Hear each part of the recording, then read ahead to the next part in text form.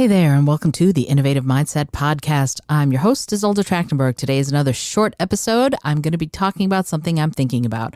I just read an article that said that podcasts and audio outpaced streaming video and hit $4.9 billion in ad revenue during 2021. And I thought about it for a second. I went, why? Why is it that they are outpacing it? And I keep coming back to a couple of different things, right? I encourage everyone to go ahead and start a podcast right now, right? Start a podcast, get your voice out there. I feel a little bit like Christian Slater's character in Pump Up the Volume when he's like, talk hard, and then everybody starts their own radio shows. If you remember that movie, awesome. If you don't, I'm going to put the link to it in the show notes because it's a must watch. Anyway, so why did it? Why did audio outpace video? A couple of different reasons that I can think of. First of all, you can do other things while you're listening, right? If you're listening to a podcast, you could be driving, you could be walking the dog, you could be on the treadmill, you could be washing the dishes, you could be doing just about anything else and also listen, right? You don't need your eyes, you don't need your hands. It's just right there for you. Put in your headphones or your ear pods or whatever, and you're good to go. So that's one of the things that allows podcasting to be so prevalent, right? And people can listen, really listen, even while they're doing mindless stuff like washing the dishes. The other thing that I've been thinking about is that when you're not on video, you can be, believe it or not, more intimate, right? Video makes people a tiny bit more self-conscious. Even if you are out there and you're like, yes, here I am, all of that stuff, even if you're doing that, I got to tell you, audio is just a little bit more removed, and therefore you can be a little bit more vulnerable, right? People aren't looking at your face, and you're not looking at your face when you're actually recording. That's one of the things that's off-putting for a lot of people is looking at yourself in a Zoom meeting, looking at yourself on screen can make people go, yikes, and therefore be less vulnerable, therefore be less truthful, less authentic. So that's one of the things that audio does for you. It lets you be just a little bit more truthful, just a little bit more authentic, because you're not so worried about the weird faces you're making when you speak.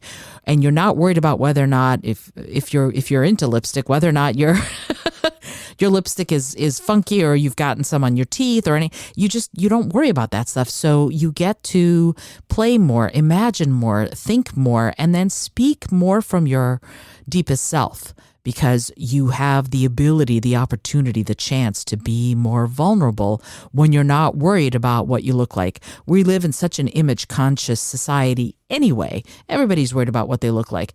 When you go on TikTok, for example, they have these filters that you can put long false eyelashes on and makeup on through the filter, right? You're not wearing false eyelashes or makeup or anything, but the filter puts it on for you, and then you look like you're a 19-year-old model or something like that.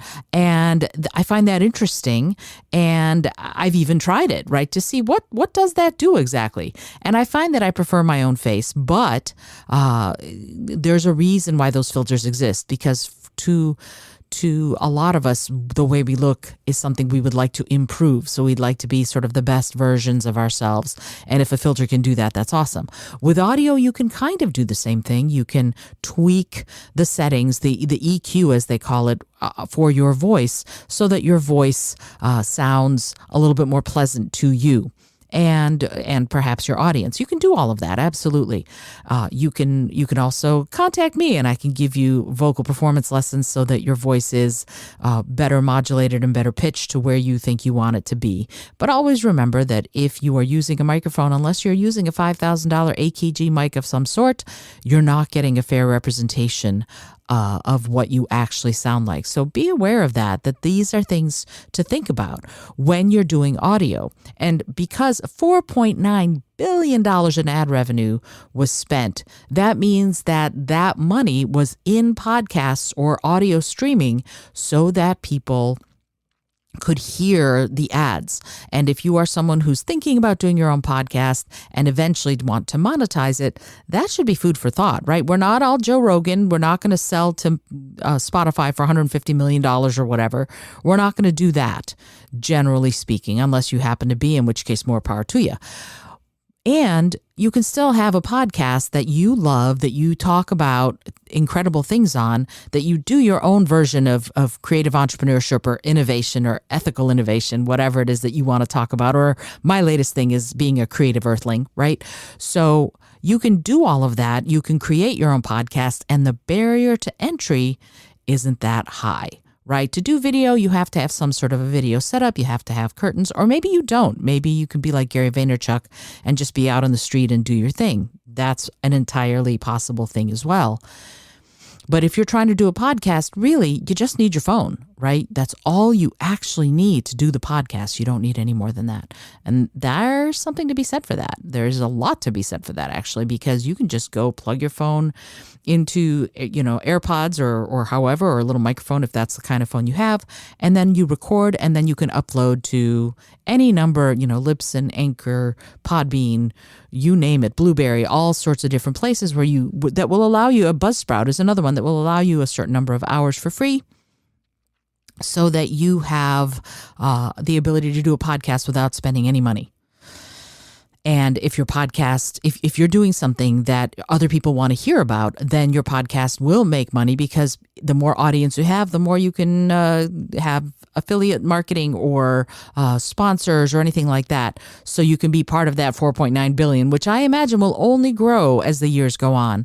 And part of that is the psychology behind the relative anonymity of being just a voice in the night, like the old radio DJs used to be, versus being front and center like a newscaster. There I am, my face, all of that stuff. It's a different way of thinking, and it's a different way of approaching getting your thoughts out there.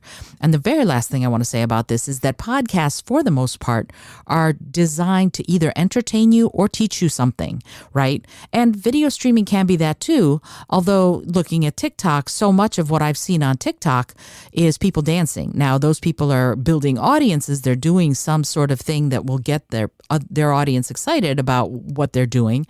And then they try to parlay that into, actually, I'm a consultant, or, actually, I'm a coach, or whatever. And there are people like, I forget the actual call sign for this guy, but he is a lawyer. He's like the dancing lawyer, and he's out there on TikTok, and I'm sure he's gotten business. I know people who've gotten business doing dancing on TikTok and being fun on TikTok, which is great. I don't tend to use TikTok that way just because I'm not going to dance. Again, that's a body comfort issue. I'm not comfortable dancing in front of the iPhone, and other people are, and they probably will have more audience than I do. But as long as you're trying to either entertain or teach on TikTok, on Instagram, on your podcast, then you will build an audience. And the very last thing I'll say is that when you're doing this, you always want to ask people to connect with you, right? That's one of the last things and one of the best things that you can do to build your audience, is to go, hey, if you're liking this, come and subscribe to my channel. Come and listen. Come become a regular member of this little club, right? And that's what I'm asking you to do now. So if you're liking this, if you're liking the stuff I'm talking about, please come and become a member of my little club. All right, cool. I hope you enjoyed today's wee episode. Until next time, this is Isolde Trachtenberg for the Innovative Mindset Podcast, saying, remember to be bold, be creative, and most of all, be kind.